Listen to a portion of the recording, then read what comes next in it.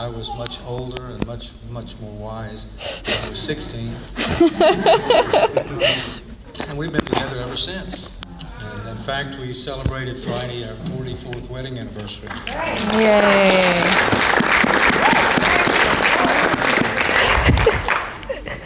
You know, we have been married for a long time, and we were just talking the other night about how most of the kids that I went to high school and college with who got married as young as we did, and we didn't get married at 15 and 16, we waited 4 years. But the people who got married that young, I don't know any of them who are still married today. And I don't think that has as much to do with the fact that we were so much better or wiser or smarter. I think it was because in 1976 we met the Lord. I wish that I could say that all of our marriage has been as wonderful as I wish it could have been, but it wasn't. I have failed Kathy many, many times, and our marriage has been up and it's been down.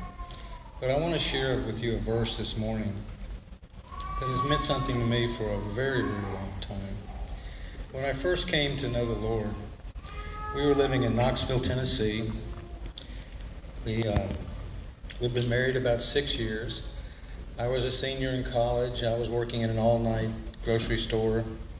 Kathy was a dental assistant. I had 2 sons. My oldest son was 3. My middle son was just a baby. And Kathy met the Lord through a TV program.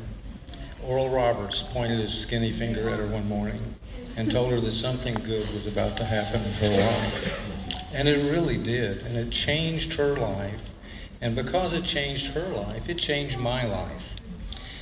And I can remember we had both accepted Christ a little later on. And she came to me one day and she said, "You need a life verse."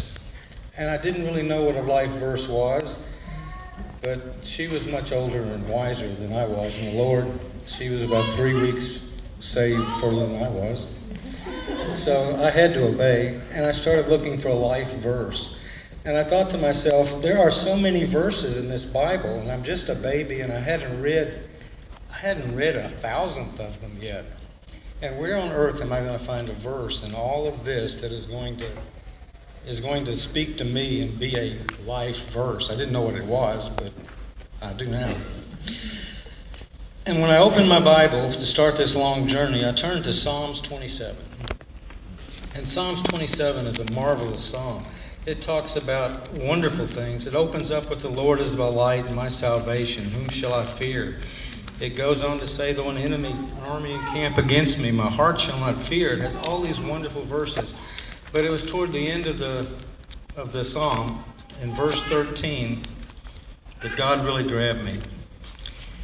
And it read like this. At the time I was reading a New American Standard Bible, and it said, "I would have despaired had I not believed that I would see the hand of God in the land of the living."